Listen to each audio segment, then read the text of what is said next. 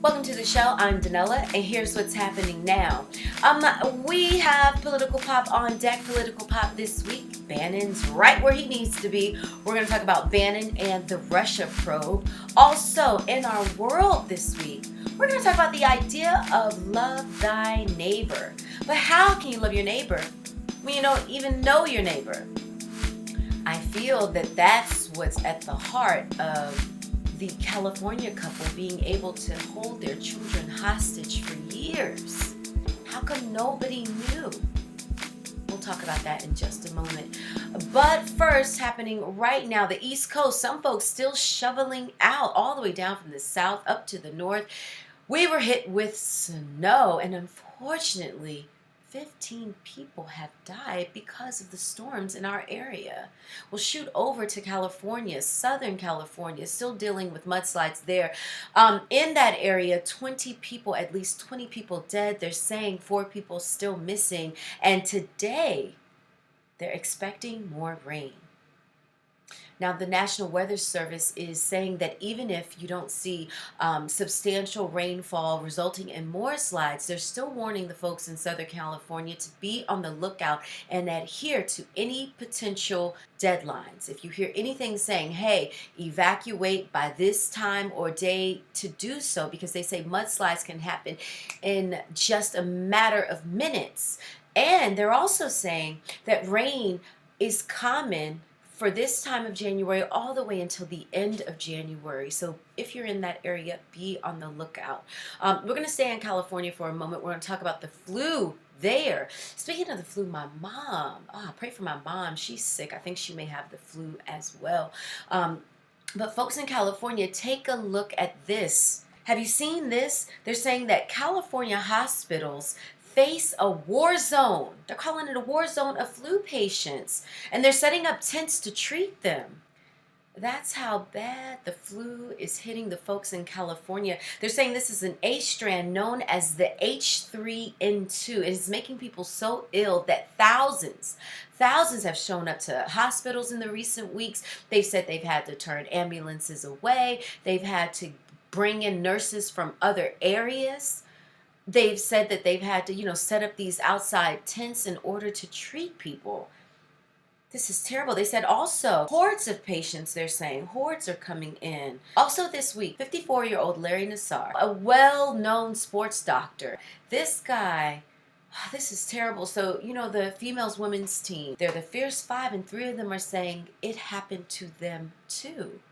And this is terrible. Tons of gymnasts, scores of gymnasts coming up to say what has happened to them. So he's about to be sentenced, but before he does, they're allowing the victims to come out and talk about how their life has been affected by his actions. And the courts have had to set aside 4 days to allow the victims to come and share their experience. They're saying nearly 100 victims are expected to address the court. Nearly 100. And victims are saying that they were even kids. One victim said she was repeatedly abused by him from age 6 to 12. 6 to 12. And most recently this week, Simone Biles has stepped up and said, yes, it happened to her as well. Tragic. And she was saying that it took her so long because she blamed herself. But let's talk about this idea of blaming yourself, because they're saying that they reported it to the U.S. gymnastics. And here it is that no one did anything. In fact, they said they were paid off to keep their silence. Meanwhile, this guy was able to stay in his job working with these injured gymnasts since 1998. And a gymnast would come and say, this is what he did to me, and they pay the gymnast off and keep it moving. This is tragic. I am so grateful that it's finally coming to light. It's unimaginable. This is your dream, to be this Olympic gymnast, and then you get injured. And then this man just takes advantage of you and takes your youth away. Unimaginable. Unimaginable. And now we're going to move into political pop. Here is your political pop for Friday, January the 19th. Bannon and the Russia probe. So, folks in the U.S. Capitol, it has been a tense couple of weeks with this looming government shutdown. And Bannon, man, he's had an interesting week. So, first of all, he was called to testify. And keep in mind, in the book Fire and Fury, he's quoted as, calling Trump Jr. meeting with the Russians treasonous. Then he altered his statement. Since then, he altered the statement to say, no, I'm not talking about Trump Jr. I was really talking about Paul Manafort. Well, special counsel Robert Mueller wants to know, what's the truth? And so when he called Bannon in to testify, Bannon just kept pleading the fifth, not saying anything. And so that led to a subpoena. And so here's where we are now with it. He's said to be in talks with the Trump administration on what he can actually say, what wouldn't betray Trump's privilege. And that was your political pop. Now, Instagram has ruined yet another thing that has been enjoyable to me, and that is my favorite snack. Yeah, one of my Instagram pals. Look at this. Look what he posted. This is my buddy. He posted that Snickers, look at what it says, genetically engineered, disgusting. So he said that that's no longer his cheat snack. And mine neither. That's like when, I don't know, I would love Snickers. And now to know that it's genetically engineered, it disgusts me. It's like nothing is safe anymore. Maybe it never was safe. It never was safe. And I guess you just need to know and make your decisions. But it's just something, I don't know. I should have known something was up with that nugget. They just invented nugget, genetically engineered it. So sad. But at least they were forced to tell the truth about it. Speaking of so sad, say goodbye to some of your favorite candies, possibly. Did you like Crunch? Do you enjoy it? Do you like Crunch? Nerds. I used to like Nerds when I was little. Even Runts. I don't eat any of this now. Butterfingers. Or Laffy Taffy. That Laffy Taffy. Well, say goodbye to it because Nestle is selling its U.S. sweets and chocolate business to Ferrero Group. They sold it for $2.8 billion. What? They did. And think of Ferrero. They do the Rocher chocolate. They're so good. I think that's how you do it. Rocher. Oh, so delicious. That's my Christmas chocolate.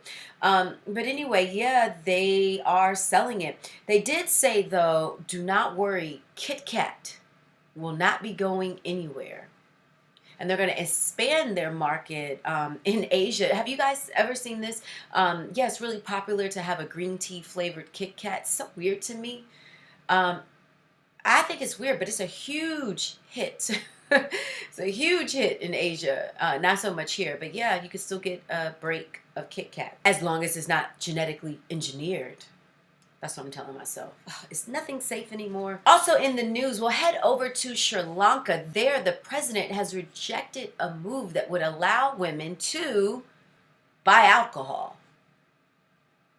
The government said that they agreed that it discriminated against women. Well, the president, he's saying, hey, I didn't even know they were going to do that. I read it in the newspaper, so that's why I'm shutting it down. The reform would have also allowed women to work in bars without a permit. They're saying here that also in Sri Lanka, the government doesn't really enforce it, but they were really looking forward to the rule being changed.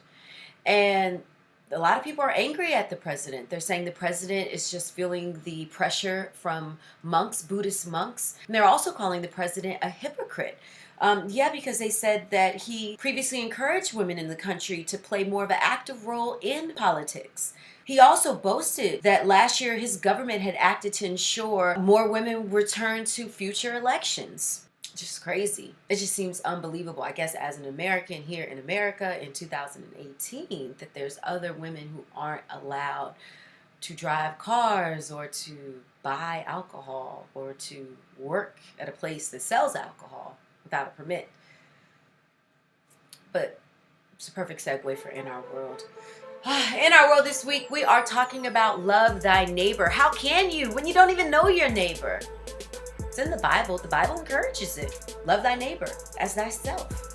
But how can you? So this is what prompted me to just think of love thy neighbor. The situation out of California. The couple there that held their own children, 13 of them hostage for years. The ages of their children range from 2 to 29 years old. The children there say that they were held hostage, that if they were to wash their hands above their wrists, that would be considered playing in the water, and then they would get chained to their bed. The police, the district attorney rather, came out and brought up a lot of the allegations, and it's just startling. They said that these kids were considered homeschool, right? Because the parents said that that's what they were doing, homeschooling their kids. But it was clear they didn't know basic knowledge. For example, they didn't know what a police officer was. Never ever saw a dentist. Hadn't seen a doctor, I guess they said, in about 4 years. They didn't know just basic concepts of life.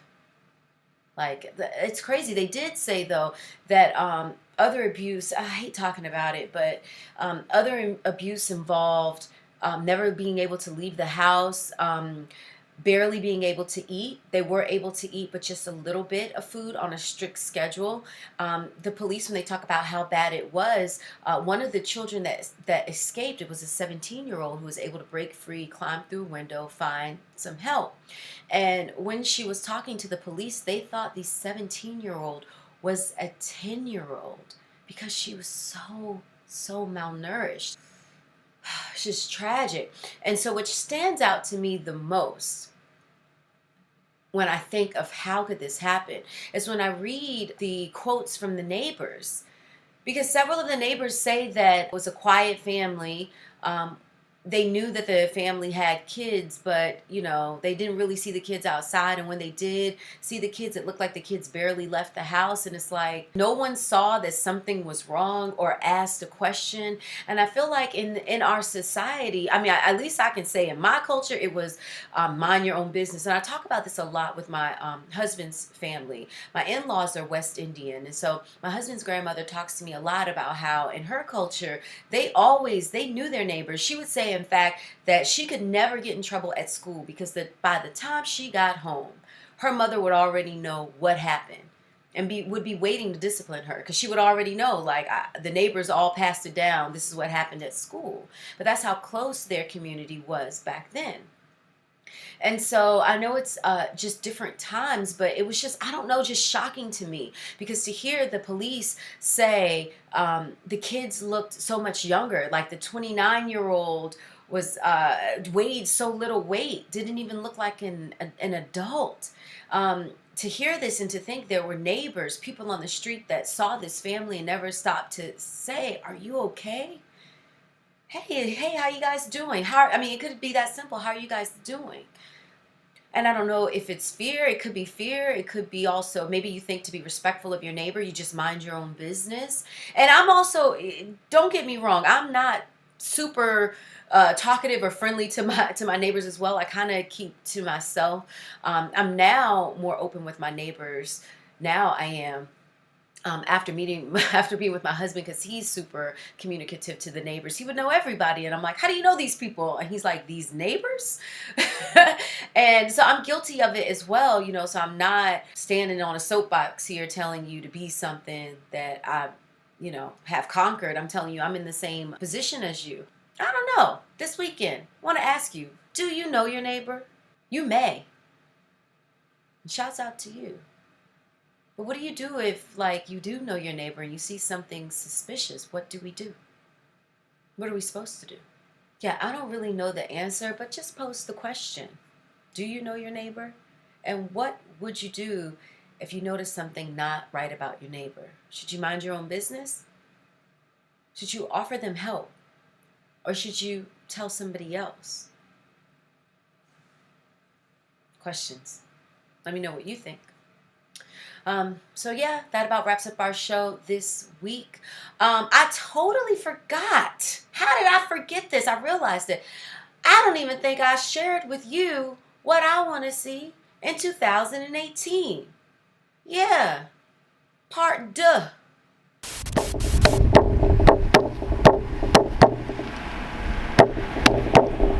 I left this part out. Look, I don't want to see in 2018, don't know who the father may be. Guess TV will raise your baby. I don't want to see in 2018 more kids sipping lean, walking dead zombies. I don't want to see in 2018 popping off, busting things, greeting Eagleberry Kings. What I really want to see in 2018, less time coveting, more time chasing dreams. That's all I'm saying, yo.